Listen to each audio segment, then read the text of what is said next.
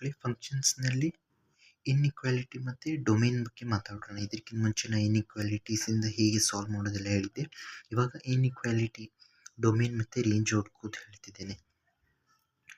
Graph ಮೂಲಕವಾಗಿ ಇದನ್ನು practical ಅಂದರೆ ಥೆರಾಟಿಕಲ್ ಆಗಿ ಹುಡುಕ್ಬೋದು, ಮತ್ತು ಗ್ರಾಫ್ ಮೂಲಕವಾಗಿ ಹೇಗೆ ಹುಡುಕೋದು ಅಂತ ಹೇಳ್ತಿದ್ದೇನೆ. ಡೊಮೇನ್ ಅಂತ ಹೇಳಿದ್ರೆ set of all possible inputs, range ಅಂತ ಹೇಳಿದರೆ ಆಲ್ ಪಾಸಿಬಲ್ ಔಟ್ಪುಟ್ಸ್. ಸೆಟ್ ಹಾಕಿಬಿಟ್ರೆ ಮುಗೀತು. ಇವಾಗ ನೀವು ಪಾಲಿನಾಮಿಯಲ್ ಬರೀತೀರಾ 10th ಅದರೊಳಗೆ x² - x ಏನಾದರೂ ಫಂಕ್ಷನ್ಸ್ ಬರೀತೀರಾ. ಇಲ್ಲಿ 4, ಅದಾದ ನಂತರ ಇಲ್ಲಿ 4. ಸೊ ಹೀಗೆ ಪಾಲಿನಾಮಿಯಲ್ ಬರೆದ ನಂತರ ಇಲ್ಲೇ P(10) ಕೇಳಿದಾಗ ನೀವೇನು ಮಾಡ್ತಿದ್ರಿ, ಇಲ್ಲಿ ಎಕ್ಸಿನ ವ್ಯಾಲ್ಯೂ 10 ಇಟ್ಟ ನಂತರ ನಿಮಗೆ ಒಂದು ವ್ಯಾಲ್ಯೂ ಸಿಗ್ತಿತ್ತು.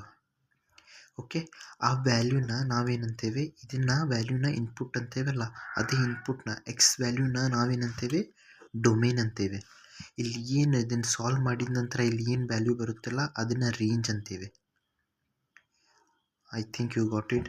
ನೋಡಿ ಮಕ್ಕಳೇ, ಸಿಂಪಲ್ಲಾಗಿ ಅಂತ ಹೇಳಿದರೆ ಇದ್ರ ಒಳಗೆ ಎಕ್ಸಿನ ವ್ಯಾಲ್ಯೂ ಏನು ಕೊಡ್ತೀರಲ್ಲ ಅದು ಇನ್ಪುಟ್ ಅಂತಾರಲ್ಲ, ಇನ್ಪುಟ್ಟಿಗೆ ರೇಂಜ್ ಡೊಮೇನ್ ಅಂತಾರೆ, ಡೊಮೇನ್. ಇದನ್ನು ಸಾಲ್ವ್ ಮಾಡಿ ಇದೆಲ್ಲ ವ್ಯಾಲ್ಯೂ ಏನು ಸಿಗುತ್ತೆ ಅಲ್ಲ ಅದನ್ನು ನಾವು ರೇಂಜ್ ಅಂತೇವೆ. ಇವಾಗ ಬರ್ತಾ 12th ನಿಮಗೆ ಹೀಗೆ ಸಿಗುತ್ತೆ, P(x) ಅಲ್ಲ F(x) ಸಿಗುತ್ತೆ, = 3x + 7 ಅಂತ ಸಿಗುತ್ತೆ. ಅದರೊಳಗೆ ನೀವು ವ್ಯಾಲ್ಯೂ ಆಫ್ ಎಕ್ಸ್ ಏನು ಕೊಡ್ತಿರಲ್ಲ ಅದು ಇನ್ಪುಟ್, ಅದನ್ನು ಡೊಮೇನ್ ಅಂತಾರೆ. ವ್ಯಾಲ್ಯೂ ಆಫ್ y ಅಂದರೆ ನಿಮಗೆ ಇದನ್ನು ಕಂಪ್ಲೀಟ್ ಸಾಲ್ವ್ ಮಾಡಿದ ನಂತರ ಯಾವಾಗಾದರೂ F(x) = y ಅಂತ ಕೊಟ್ಬಿಡ್ತಾರೆ. ಅಂದರೆ ಇದನ್ನು ಕಂಪ್ಲೀಟ್ ಸಾಲ್ವ್ ಮಾಡಿದ ನಂತರ ನಿಮಗೆ ಕೊಡೋದು ರೇಂಜ್ ಬರುತ್ತೆ. ಸಾಲ್ವ್ ಮಾಡಿದ ನಂತರ ಏನು ವ್ಯಾಲ್ಯೂ ಸಿಗುತ್ತೆ ಅಲ್ಲ ಅದನ್ನು ರೇಂಜ್ ಅಂತಾರೆ. ಇವಾಗ ಇದರೊಳಗೆ ಇದೇ ಬರ್ತಿದ್ದೇನೆ, ಇನ್ಪುಟ್ ಔಟ್ಪುಟ್. ಓಕೆ, ಇವಾಗ ಕೆಲವೊಮ್ಮೆ ನಿಮಗೆ ಹೀಗೆ ಗ್ರಾಫ್ ಕೊಟ್ಟ ನಂತರ ನಿಮಗೆ ಇದನ್ನು ರೇಂಜ್ ಮತ್ತು ಡೊಮೇನ್ ಹುಡುಕ್ಬೇಕಂತ ಹೇಳ್ತಾರೆ. ಯಾವಾಗೂ ನೆನ್ಪಿಟ್ಟಿರಿ, ಡೊಮೇನ್ ಯಾವಾಗೂ ಎಕ್ಸ್ನಲ್ಲಿ ಇರುತ್ತೆ, ಎಕ್ಸ್ ಬಿಲಾಂಗ್ಸ್ ಟು ಅಂದರೆ ಈ ಎಕ್ಸಸ್ನಲ್ಲಿರುತ್ತೆ. ಓಕೆ, ರೇಂಜ್ ಯಾವಾಗೂ y ಆಕ್ಸಿಸ್ನಲ್ಲಿರುತ್ತೆ. This is x axis, y axis. ಇವಾಗ ಡೊಮೇನ್ ಹುಡುಕ್ಬೇಕಂದ್ರೆ ನೀವು ಸಿಂಪಲ್ಲಾಗಿ ಈ ಗ್ರಾಫ್ ಇದೆ, ಗ್ರಾಫ್ ಅಂತ ಹೇಳಿದ ನಂತರ ನಿಮ್ಗೆ ಇವಾಗ ಎಕ್ಸ್ ಡೊಮೇನ್ ಹುಡುಕ್ಬೇಕಂದ್ರೆ ನೀವೇನು ಮಾಡ್ತೀರಾ, ಇಲ್ಲಿಂದ ಒಂದು ಲೈಟ್ ಹಾಕ್ತೀರಾ.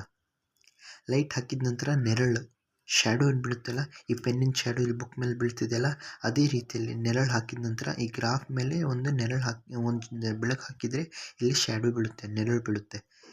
ಇದರೊಳಗೆ ಶ್ಯಾಡೋದಲ್ಲಿ ಇದ್ರ ವ್ಯಾಲ್ಯೂ 1 ಇದೆ, ಇದ್ರ ವ್ಯಾಲ್ಯೂ 5 ಇದೆ.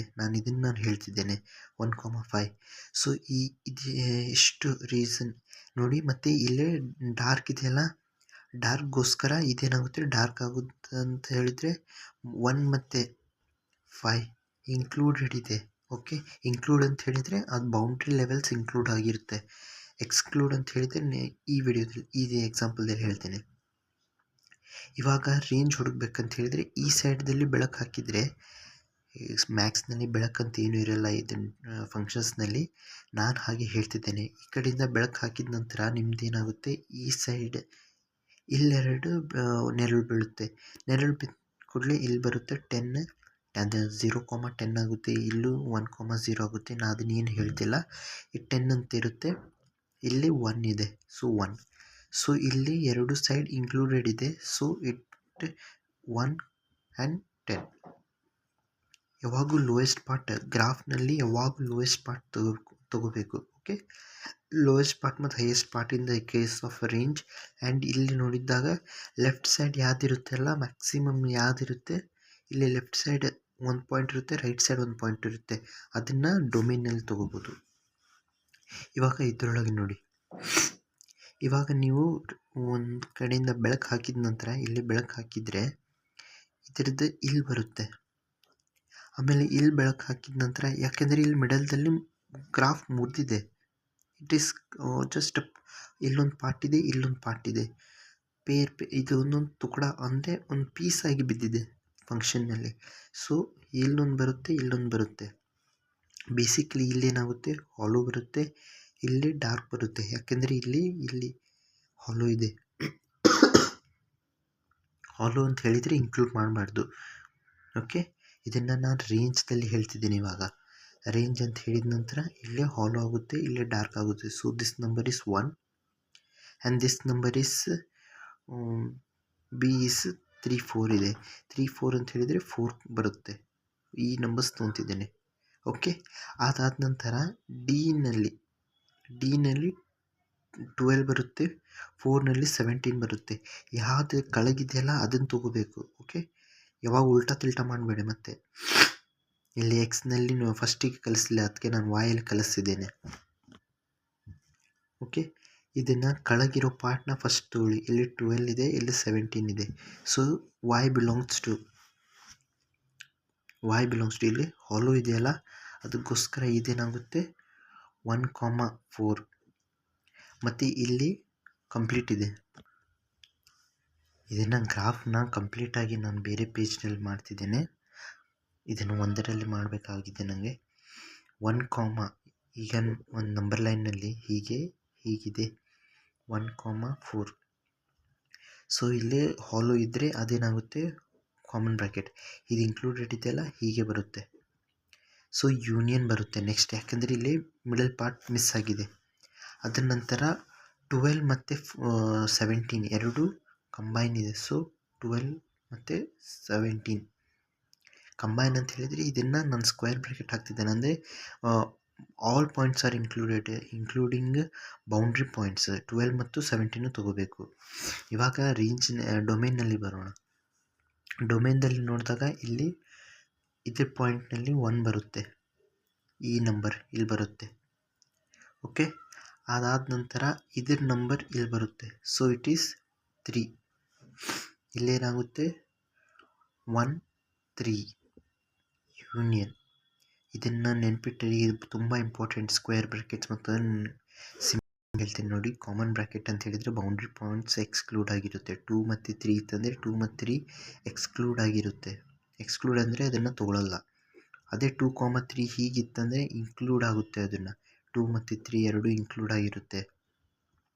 ಇದರ ಮಿಡಲಲ್ಲಿ ಎಷ್ಟು ನಂಬರ್ ಇರುತ್ತೆಲ್ಲ 2.1 2.2 2.3 2.22 ಹಾಗೆಲ್ಲ ನಂಬರ್ಸ್ ಇನ್ಕ್ಲೂಡ್ ಇರುತ್ತೆ. ಇದರೊಳಗೂ ಹಾಗೆ ನೆನ್ಪಿಟ್ಟಿರಿ. ಇದು 1, 3 ಆಗುತ್ತೆ. ಅದಾದ ನಂತರ ಇದ್ರ ಪಾಯಿಂಟ್ ನೋಡೋಣ. ನಾನು ಯಾವಾಗೂ ಹೇಳ್ತಿದ್ದೇನೆ ಲೆಫ್ಟ್ ಸೈಡಿಂದ ಹೋಗಬೇಕು. ಡೊಮೇನಿಗೆ ಲೆಫ್ಟ್ ಸೈಡಿಂದ ಹೋಗಿ, ರೇಂಜಿಗೆ ರೈಟ್ ಅಪ್, ಅಂದರೆ ಫ್ರಮ್ ಡೌನ್ ಟು ಅಪ್ ಅಂತ ಹೇಳ್ತಿದ್ದೇನೆ. ಓಕೆ, ಇದಾದ ನಂತರ ಇಲ್ಲೇನು ಬರುತ್ತೆ 4 ಬರುತ್ತೆ, ಇಲ್ಲಿ 6 ಬರುತ್ತೆ. ಗ್ರಾಫ್ ಏನಿದೆ 4 ಮತ್ತು 6 ಇದೆ. ಸೊ ಹೀಗೆ ಕೆಳಗೆ ಬಿದ್ದ ನಂತರ 4 ಮತ್ತು 6 ಇನ್ಕ್ಲೂಡೆಡ್ ಇದೆ ಮತ್ತೆಲ್ಲ. So 4 and 6 included. So these are the domain and the range. ಇದನ್ನು ಬೇಕಾದರೆ ನೀವು ಯಾವುದಾದ್ರೂ ಗ್ರಾಫ್ ಇದ್ದರೆ ಅದನ್ನು ನೋಡಿ ಮಾಡ್ಕೋಬೋದು. ಇವಾಗ ಈ ಗ್ರಾಫ್ದಲ್ಲಿ ಸ್ವಲ್ಪ ಟಫ್ ಅನ್ನಿಸ್ಬೋದು, ಆದರೆ ಏನಿಲ್ಲ ನೋಡಿ. ಫಸ್ಟ್ ಆಫ್ ಆಲ್ ನೀವು ಡೊಮೇನಿಗೋಸ್ಕರ ಎಕ್ಸಿಗೋಸ್ಕರ ನೀವು ಮೇಲಿಂದ ಒಂದು ಲೈಟ್ ಹಾಕಿ. ಈಗ ಮೇಲಿಂದ ಲೈಟ್ ಹಾಕಿದಾಗ ಯಾವಾಗೂ ಲೆಫ್ಟ್ ಸೈಡಿಂದ ಅಪ್ರೋಚ್ ಮಾಡಿ. ಲೆಫ್ಟ್ ಸೈಡ್ ಲೀಸ್ಟ್ ಪಾಯಿಂಟ್ ಯಾವುದಿದೆ ಅಂದರೆ ಲೆಫ್ಟ್ ಸೈಡ್ ಯಾವ ಪಾಯಿಂಟ್ ಇದೆ, ಇದಿದೆ. ರೈಟ್ ಸೈಡ್ ಈ ಪಾಯಿಂಟ್ ಇದೆ. ಸೊ ಮಿಡಲ್ದಲ್ಲಿ ಇದ್ದರೂ ಇಲ್ದಿದ್ದರೂ ಒಂದೇ, ಅದನ್ನೇನು ಯೂಸ್ ಮಾಡಲ್ಲ. ಓಕೆ, ಇಲ್ಲಿ ಬರುತ್ತೆ 1, ಇಲ್ಲಿ ಬರುತ್ತೆ 9. ಸೊ ಎಕ್ಸ್ ಮತ್ತು ನೋಡಿ, ಇದು ಹಾಲೋ ಇದೆ, ಇದು ಇನ್ಕ್ಲೂಡೆಡ್ ಇದೆ, ಇದು ಎಕ್ಸ್ಕ್ಲೂಡೆಡ್ ಇದೆ. ಸೊ 1, 9 ಇದಾಯಿತಾ. ಇವಾಗ y ಈ ಸೈಡಿಂದ ಬೆಳಕು ಹಾಕಿದ ನಂತರ ಕೆಳಗೆ ಇರೋ ಪಾಯಿಂಟ್ ಇದು ನೋಡಿ. ಫಸ್ಟ್ ಆಫ್ ಆಲ್ ಇದರೊಳಗೆ ಲೀಸ್ಟ್ ಕೆಳಗಿರೋ ಪಾಯಿಂಟ್ ಯಾವುದು, ಬಿ ಅಂದರೆ 2 ಬರುತ್ತೆ. ಈ ನಂಬರ್ ಹೇಳ್ತಿದ್ದೇನೆ. ಆಮೇಲೆ 10, ಈ ಪಾಯಿಂಟ್ ಇಲ್ಲಿ ಬರುತ್ತೆ 10. ಇಲ್ಲಿ 0,2 0,10 ಹಾಗೆ ಬರಬೇಕು. ನಾನು ಬರ್ದಿಲ್ಲ ಅದನ್ನು. ಇದರೊಳಗೆ ನೋಡಿ 10ನ ಎಕ್ಸ್ಕ್ಲೂಡ್ ಮಾಡಬೇಕು, 2ನ ಇನ್ಕ್ಲೂಡ್ ಮಾಡಬೇಕು. ಸೊ ಅದಕ್ಕೋಸ್ಕರ ನಾವೇನು ಬರಿತೇವೆ 2 10 ಹೀಗೆ. ಓಕೆ, ಇದಾಗಿತ್ತು ರೇಂಜ್ ಆ್ಯಂಡ್ ಡೊಮೇನ್. ಇದರೊಳಗೆ ಹೀಗೆ ಫಸ್ಟ್ ಆಫ್ ಆಲ್ ಡೊಮೇನ್ ಈಗ ಇಲ್ಲಿಂದ ಬೆಳಕು ಹಾಕಿದ ನಂತರ ಫಸ್ಟ್ ಆಫ್ ಆಲ್ ನೋಡಿ, ಡೊಮೇನ್ ಅಂದರೆ ಲೀಸ್ಟ್ ಅಂದರೆ ಲೆಫ್ಟ್ ಸೈಡಿಂದ ಹೋಗಬೇಕು. ಲೆಫ್ಟಿಂದ ರೈಟಿಗೆ ಹೋಗಿ, ಯಾಕೆಂದರೆ ಇಲ್ಲೂ ಪಾಯಿಂಟ್ ಇದೆ. ಇಲ್ಲಿ ಮಿಡಲ್ದಲ್ಲಿ ಇದ್ದರೂ ಇಲ್ದಿದ್ರೂ ಒಂದೇ ಅದು, ಆಯಿತಾ. ಆಮೇಲೆ ಈ ಗ್ರಾಫ್ ಹೀಗೆ ಬೆಳೀತಾ ಹೋಗುತ್ತೆ, ಅಂದರೆ ಇನ್ಫೈನೈಟ್ ಮಟ್ಟ ಬೆಳೀತಾ ಹೋಗುತ್ತೆ.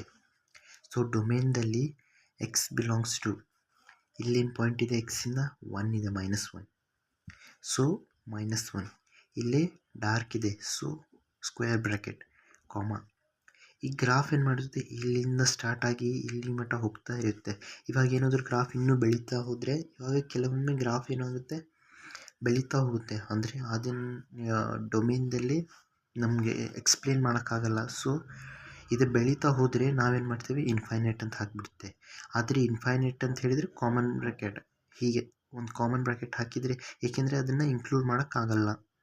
ಇದನ್ನು ಸ್ಕ್ವೇರ್ ಬ್ರ್ಯಾಕೆಟ್, ಯಾಕೆಂದರೆ ಇದನ್ನು ಇನ್ಕ್ಲೂಡ್ ಮಾಡ್ಬೋದು. ರೇಂಜ್